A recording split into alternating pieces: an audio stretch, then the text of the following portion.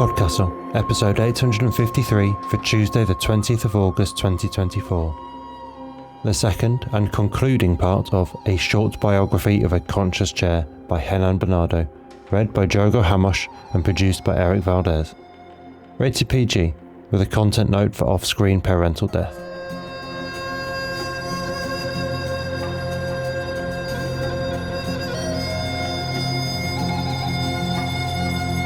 Good morning, good day, good afternoon and good evening, and welcome to PodCastle, the flying castle of fantasy fiction.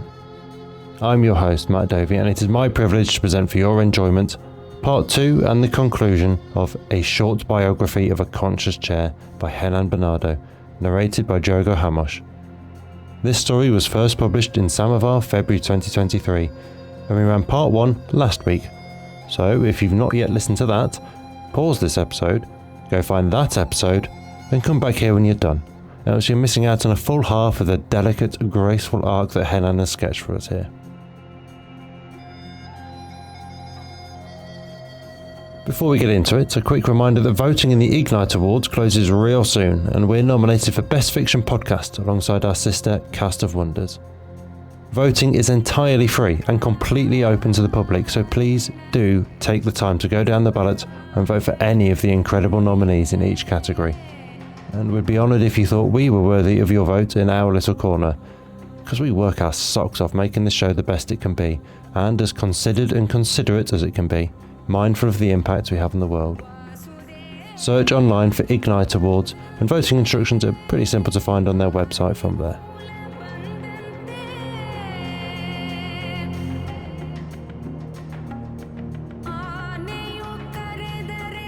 Henan Bernardo is a Nebula finalist author of science fiction and fantasy from Brazil. His fiction has appeared in Reactor, Tor.com, Apex Magazine, PodCastle, Escape Pod, Daily Science Fiction, Samovar, Solarpunk Magazine, and others. His writing scope is broad, from secondary world fantasy to dark science fiction, but he enjoys the intersection of climate narratives with science, technology, and the human relations inherent to it. His Solarpunk Cli-Fi short fiction collection, Different Kinds of Defiance, was published in 2024. His fiction has also appeared in multiple languages, including German, Italian, Japanese, and Portuguese. Born and raised in Rio de Janeiro, Diogo is an author, editor, and English teacher. He's been teaching for almost 20 years and, once in a while, dares to translate stories from English to Portuguese. Diogo also narrates stories, which have appeared in PodCastle, Pseudopod, Escape Pod, and Apex Magazine. Together with Iana Bianchi, he runs the Fantástico Guia, an initiative that supports Brazilian speculative fiction writers who are writing and submitting their work both in English and Portuguese. Find him online at diogoelesramos.com.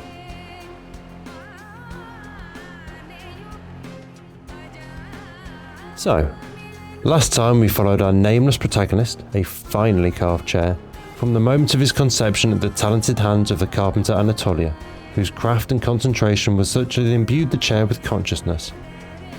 Alas, Anatolia died before our chair could be given to her intended recipient, and instead all her furniture ended up in a wooden depot branch, mouldering for years in the shadows, unnoticed and starved of attention.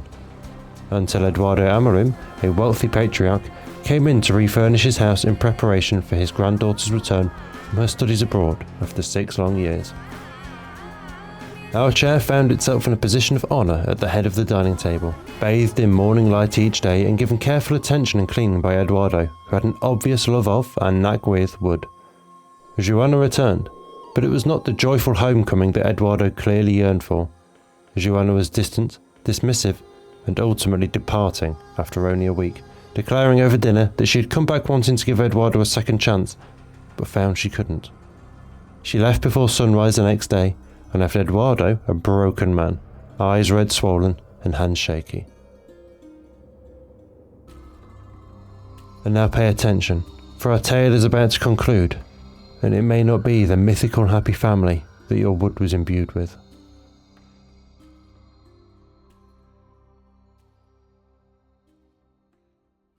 There has been a fire over at the Bosque Verde. Leandro entered the house, removed his coat, and hung it on a hook on the wall. Dry leaves, it seems. Eduardo shuddered his nails rasping against his cane. He was sitting on an armchair he'd put where the old pendulum clock had struck its last sign 5 years before. Will it reach us? Bosque Verde was a grove at the other side of the Amorins' property. It couldn't be seen from there, but the scent of ashes stuck to the air like the remains of a fireplace. Eduardo had woken up that morning with the smell and yelled for Leandro, asking him to find out its source as soon as possible. Leandro obeyed. He was always there for his grandpa, though sometimes the old man seemed not to notice. In the core of old Eduardo's soul, he probably missed Joanna a lot more than she deserved. Oh, not even if a hurricane blows the fire toward us. Leandro patted Eduardo's thinning hair. Authorities are already there, and it won't even spread too much. Just relax. Eduardo nodded, but his eyes remained open and attentive at the windows. He stayed like that during the remainder of the day, sometimes glancing at the windows, sometimes dozing off, other times mumbling about fires. Leandro left for college. It was only when he came back later and told Eduardo the fires had been dealt with that the old man was able to rest his head on the armchair with relief. Leandro was no more the teenager tied to a set of earphones that I knew when I came to live in the Amorins' residence. Now a 25-year-old young chap, his wavy hair fell over his shoulder and his obsession with Metallica had transformed into a frayed Lady Justice on his left bicep, ironically matching his ongoing law studies. Do you still talk to your sister? Eduardo asked when Leandro served some spaghetti for Eduardo that night, the ashen odor still adhering to the air. It was a recurrent question. She never reached back. Leandro always lied. If Eduardo knew how to read eyes as I did, he would see Leandro's evasiveness. But Eduardo just moaned in agreement. Leandro circled the table and sat on me. He was always the one to pick me. And sometimes, even after 10 years, he still blurted out compliments about my comfortable upholstered seat or my perfectly built arms and backrest. He never paid too much attention to my aquatic themes, though, which were now kind of battered and unimpressive anyway. Eduardo had taught Leandro how to properly take care of me, but Leandro's hands were never so good as Eduardo's, never so precise. And the old man wasn't able to kneel and scrape dirt from an equally shriveling chair. And now there were days darkness stretched and not a single spot of sunlight fell over me. It reminded me of the lonely days at Wood and Depot, just waiting to be bought. In hindsight, I remembered those times with a slight sense of nostalgia, even if deep down I knew my life was a lot more meaningful now. In the end, all I wanted was to stave off the thought that Eduardo Amorim wouldn't be as longevous as Oak. One day he would be a long pack pushed into a white truck. Eduardo was depressive and alone since Leandro had to spend too much time in college. Sometimes Jeff, Leandro's boyfriend, came to check on Eduardo, and the old man seized the opportunity to talk about carpentry, how he had developed novel techniques to clean glasses back in the day, and how his enterprise was bound to break, but he saved it and rode it to glory.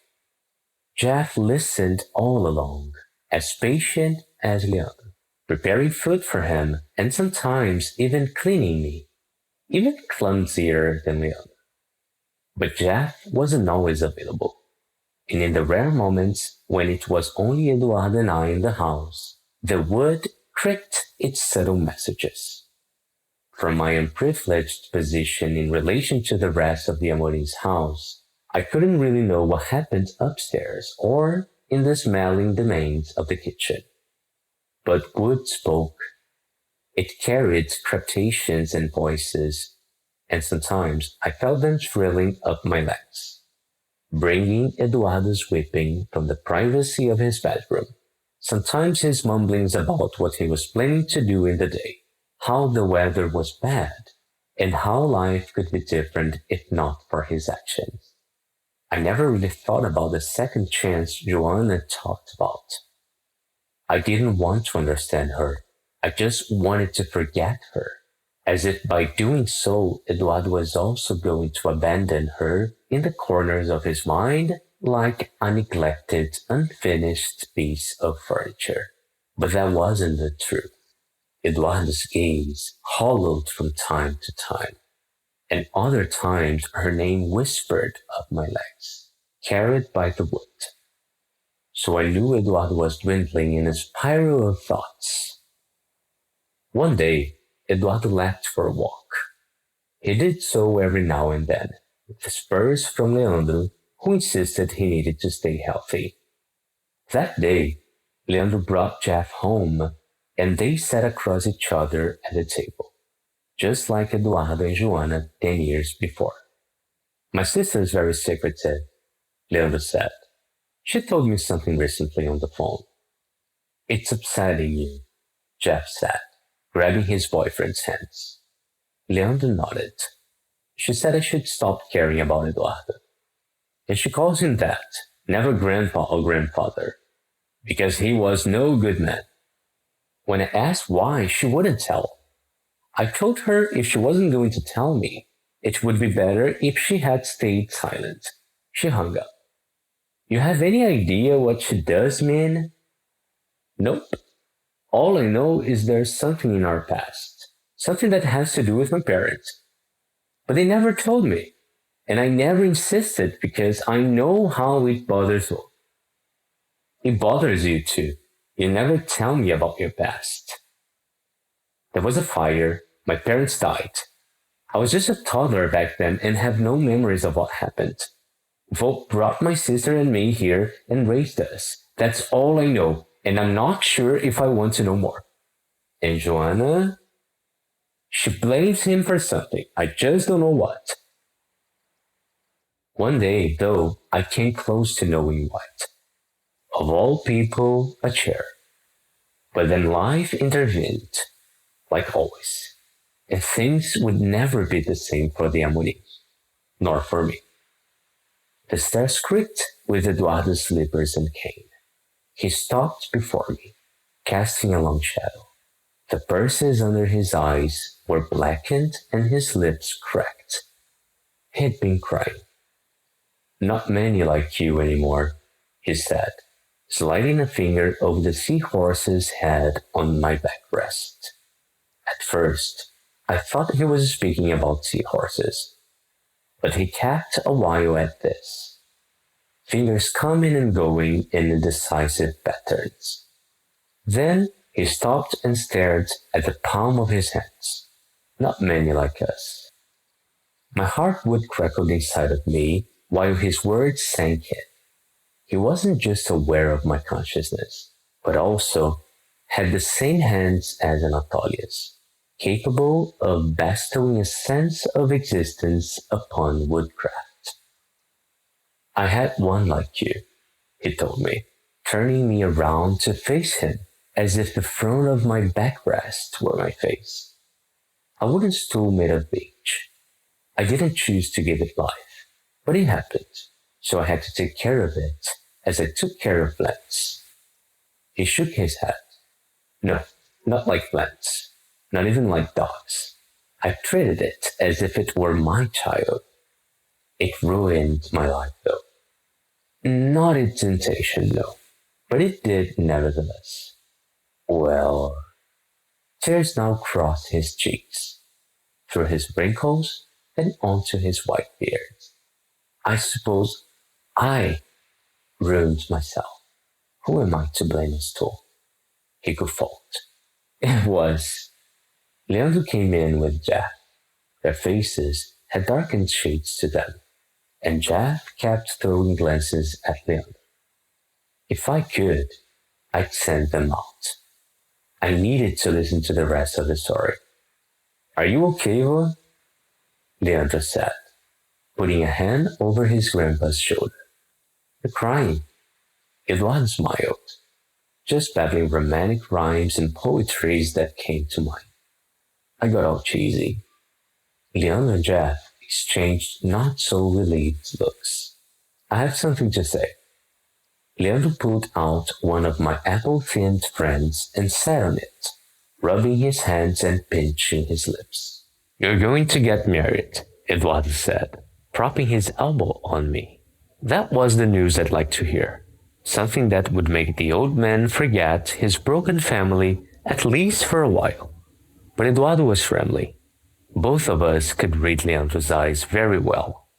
We'd learned many things through the years. Leandro had something else to say, something we weren't going to like. Leandro shook his head and stared at Jeff one last time. Jeff nodded, even if hesitantly. Joanna went back to Portugal, Leandro said. She's going to live there for good. Eduardo sat on me.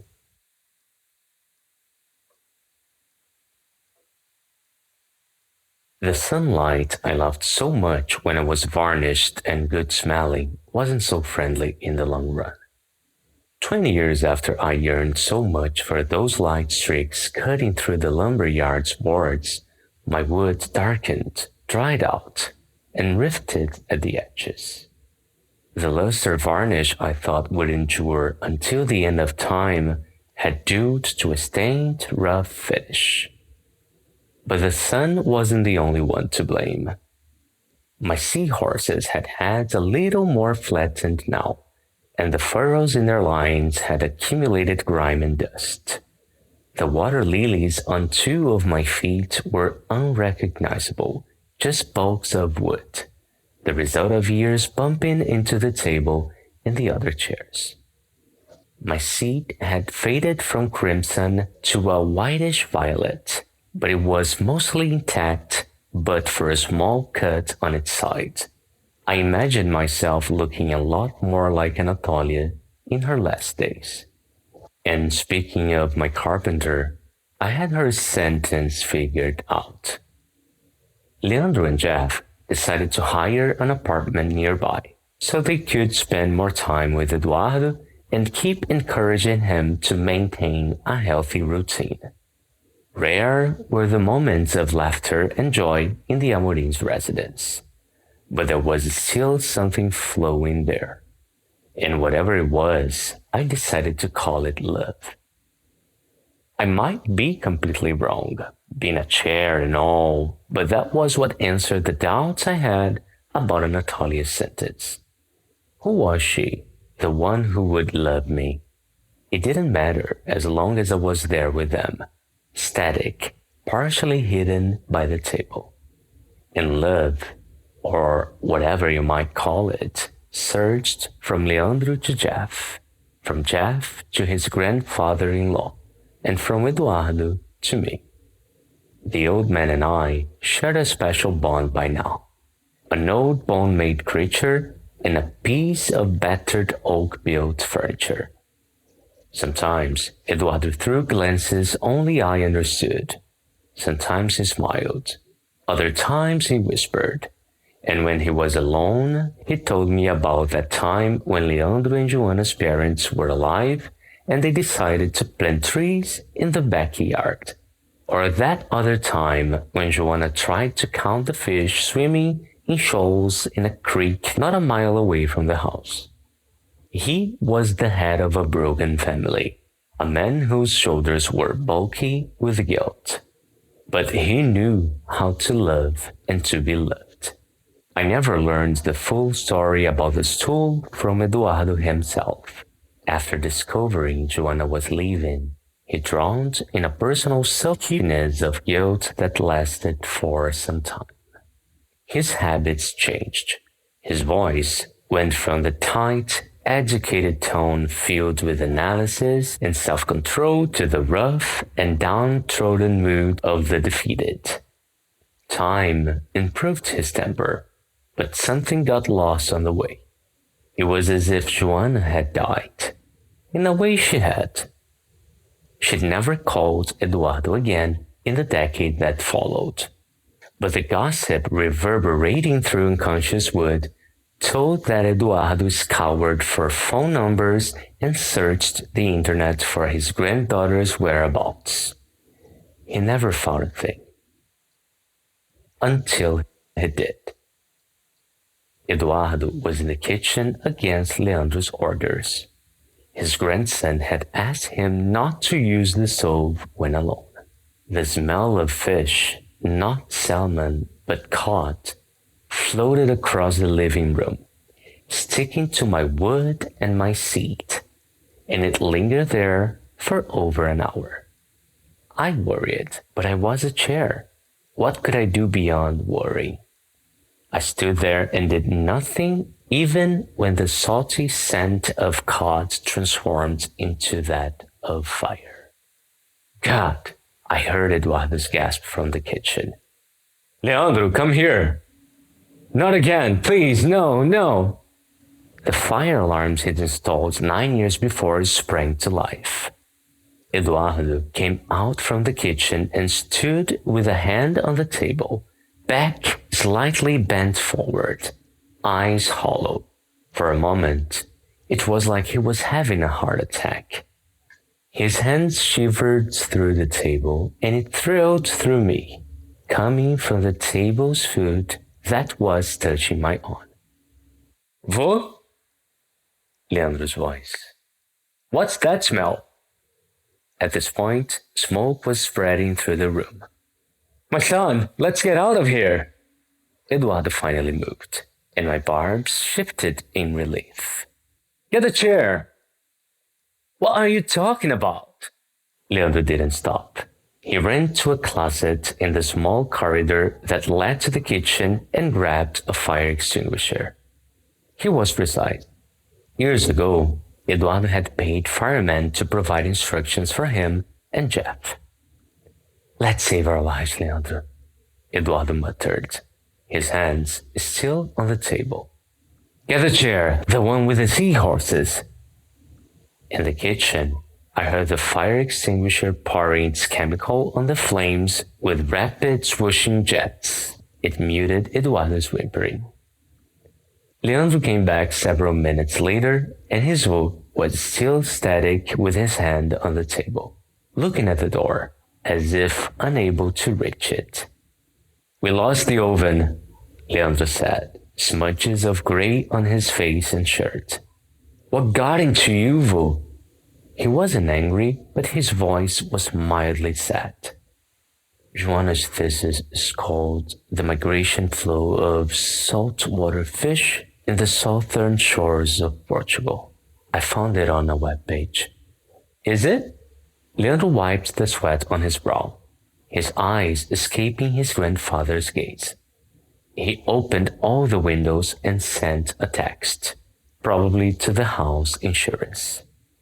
When he turned back to Eduardo, he shook his head and ushered him to one of the chairs, pulling it out for him. I'm not worried about Joanna, Vô. The house caught fire. I'm worried about you. Leandro kneeled before him and grasped his hands. I shouldn't have been born like this, Eduardo wept. With his hands. Leandro frowned. What? That's too. You said something about a chair minutes ago. What's that? Eduardo's gaze was far away. Not here and not at the now, but it quickly focused on Leandro, completely lucid, and he spoke for the first time about his past. While he was at it, I could feel his body shifting in the chair, not shivering, but releasing something out of him. Joanna and you were safe in the garden. I came back inside to save your parents. Then I saw this tool. It didn't seem like anything serious, right? Just a burst outlet, right? Do you remember that day? Leandro shook his head and mouthed a negative. His lips fluttered. I was quick. I bragged about being a quick man back then, you know? I hurried inside, saw the stool, brought it outside. 10 seconds, maybe 30. Your parents were sleeping, so I had yet to wake them if the smell didn't do it. So I ran back inside, climbed the stairs of the old house, and Eduardo straightened his back. My legs clicked. Flames were blocking the door already. I heard them talking inside, I think, trying to understand what was happening. I called them, but the floorboards crackled and pushed me back. I had to go back down the stairs. I called the fire department, but the fire spread quickly in that old house. I screamed for them at the window, but all I saw were shadows as the fire spread through the curtains. Why did you never tell me this? Leandro's voice was hoarse, his teeth clinking, but his hands still grasping those of his wolf. The firemen were quick enough, but it was too late. And your sis waited for me with you on her lap. She was sitting on the stool. She was trembling. She was crying a lot, and you were too. And the first thing she said to me was, she asked me, why did I bring this tool out first? She was 20 then. You were barely 6 months. And why did you? Leandro pulled out a chair and sat facing his grandpa. I gave it life once. It was my duty to save it. Leandro just gaped at Eduardo, their hands stitched together and resonating with the table, the chairs, the floorboards, me. Leandro could have asked him anything at that point, whether that was the reason Joanna didn't like him, whether he'd consciously saved the stool, knowing he could be sacrificing his son and his daughter-in-law, whether the seahorse chair in the living room also had life. Instead, he just stooped forward and embraced Eduardo. They sat like this for a while, still resonating, smelling like smoke and fire. I could never say if Leandro believed his grandfather. If I had to guess, I'd say he picked something in the middle. Perhaps he called Joanna to confirm the story about the stool. Perhaps he researched about blessed woodworkers only to find nothing at all. Perhaps he didn't care as long as he had his wool with him. In the end, it didn't matter. My time with the Amorins was over. Eduardo died 7 days later of a heart attack. The house went on sale. This time, the sold sign was placed on a pole in the house's garden. It was sad to see João Gutierrez's employees again. They bought back the furniture, probably to bring it back to its origins and restart the wood cycle. Leandro and João Gutierrez didn't speak too long about numbers.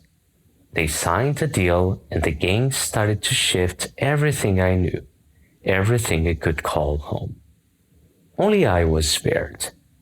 Leandro didn't want to sell me, so perhaps he'd found a sliver of truth in his grandfather's words.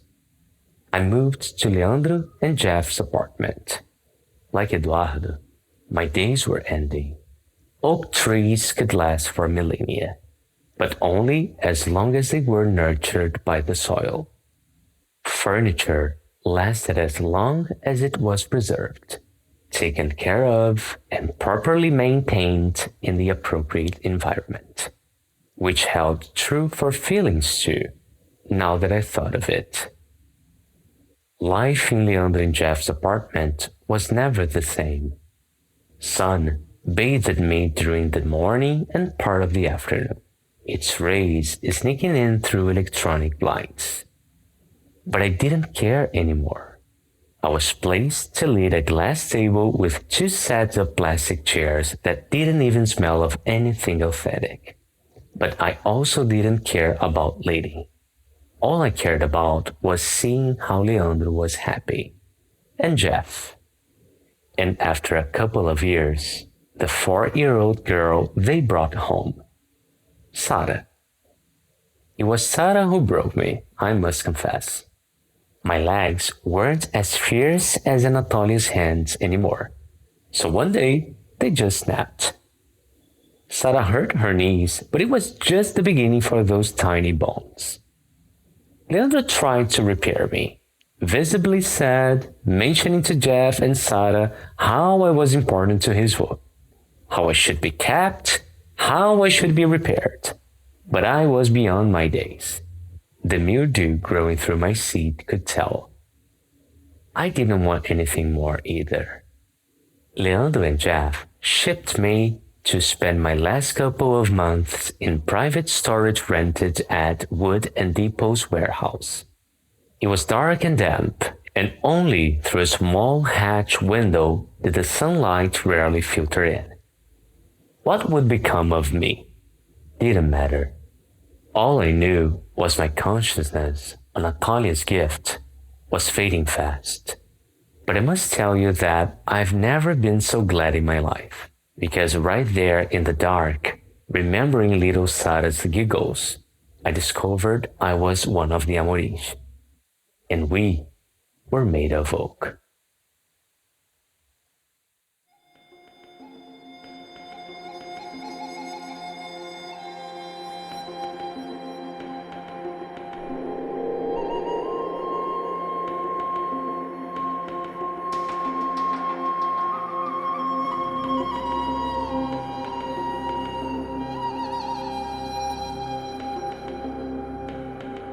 And welcome back.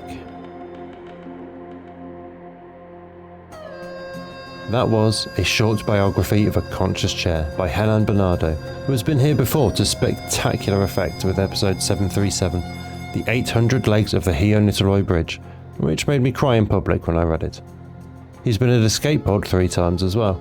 834, Anticipation of Hollowness, 863, A Shoreline of Oil and Infinity, and 932, The Walking Mirror of the Soul. His collection, Different Kinds of Defiance, came out this year, and you can find out more about that at his website, henanbernardo.com. This story was slow and gentle, and took its time to work into my heart. But that pace is, I think, the point, and woven through every layer of what this is telling us. Carpentry is slow and gentle.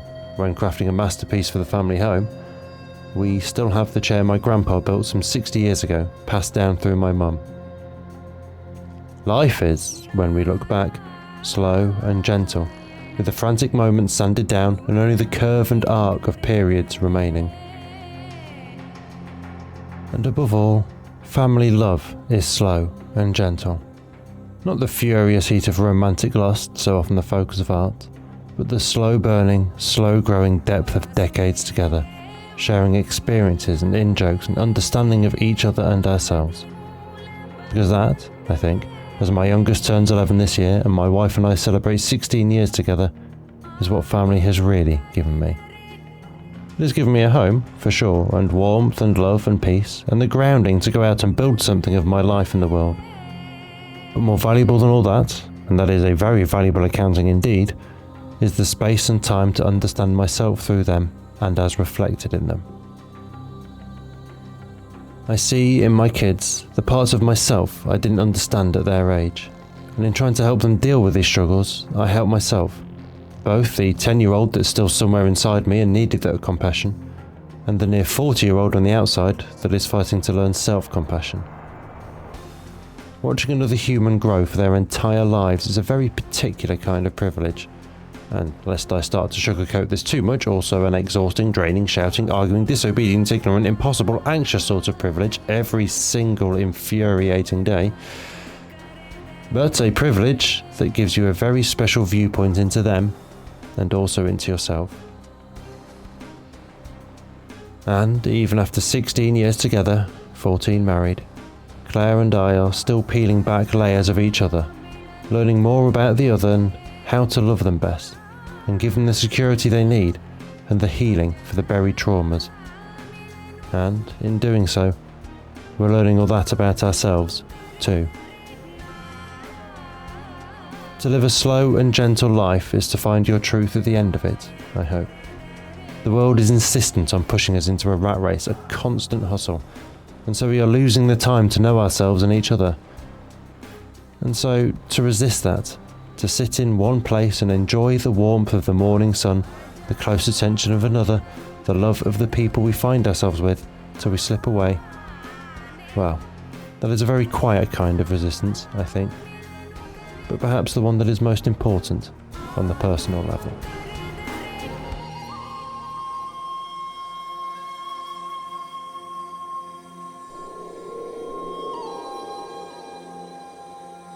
That was our show for this week. On behalf of everyone at PodCastle, your co-editors Shingai Enjoro Kagunda and Eleanor R. Wood, assistant editor Caitlin Tavanovich, audio engineers Devin Martin and Eric Valdes, and our many wonderful first readers, Andrew Cahoe, Craig Jackson, Amalia Harrington, Julia Patt, Kieran Corsaini, Ryan Cole, Sarah S. Messenger, Shri Kripa Krishna Prasad, Tava Nova, Tierney Bailey, Zeev Witties, and myself, Matt Dovey. Thank you for letting us share another story with you. The legal bit. PodCastle is part of the Escape Artist Foundation, a 501c3 non-profit, and this episode is distributed under the Creative Commons Attribution Non-Commercial No Derivatives 4.0 International License. That means you can share it, and please do, but you cannot sell it, and you cannot change it. If you want specifics, check creativecommons.org. Our music is by Shiva in Exile.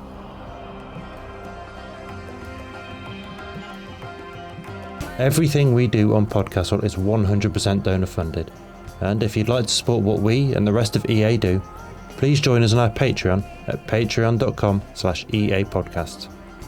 Prefer another method? There's details for supporting us via Twitch, Amazon Prime, Ko-fi and PayPal on escapeartist.net. We'll be back next Tuesday with another fantastic tale.